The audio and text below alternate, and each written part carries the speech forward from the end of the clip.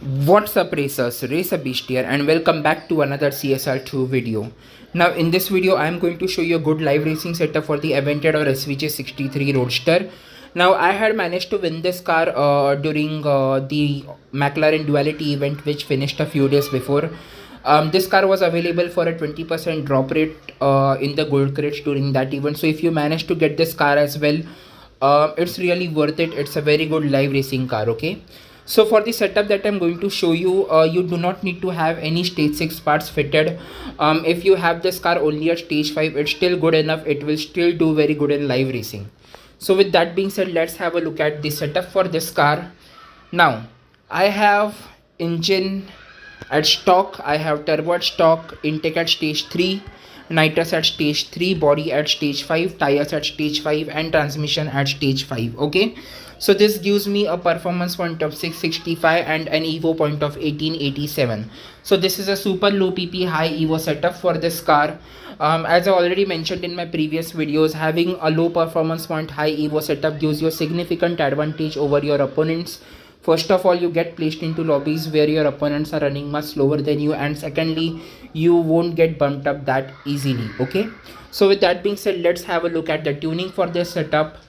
Now keep in mind, your tuning may be slightly different than mine depending upon what fusions you have, but this is just to give you a baseline, okay? So for me, nitrous all the way to the left, final drive at 2.69 and tire pressure at 25 psi.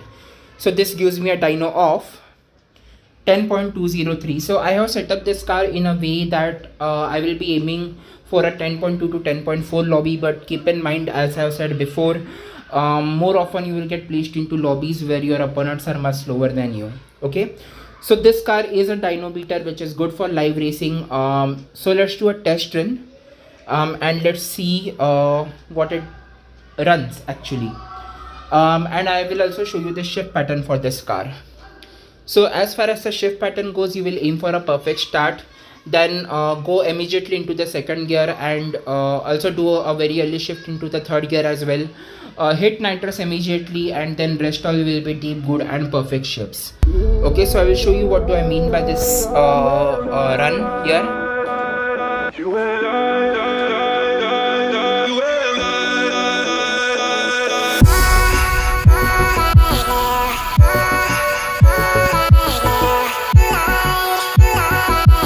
Okay, so I think we ran something like a 9.9 or a 10.0. So we ran a 9.993 with a dyno of 10.203. So this car is beating dyno by 0.2 of a second, which is very good for live racing. But keep in mind, you don't need to go all out. You have to control your runs, okay? Otherwise you will risk getting bumped up if you beat dyno by a lot.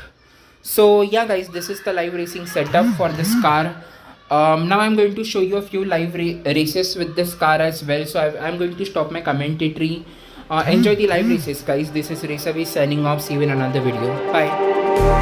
Just like the street lights lit this town, like a fire in a blaze, gotta burn it down. Can't be afraid to live this out. We got this far, don't know how. I see danger in your eyes. They know we'll burn down the night. Coming just like the sunrise. You know that we're gonna light it up tonight. We're gonna light it up tonight. We're gonna light it up just like the sunrise. We're gonna light it up.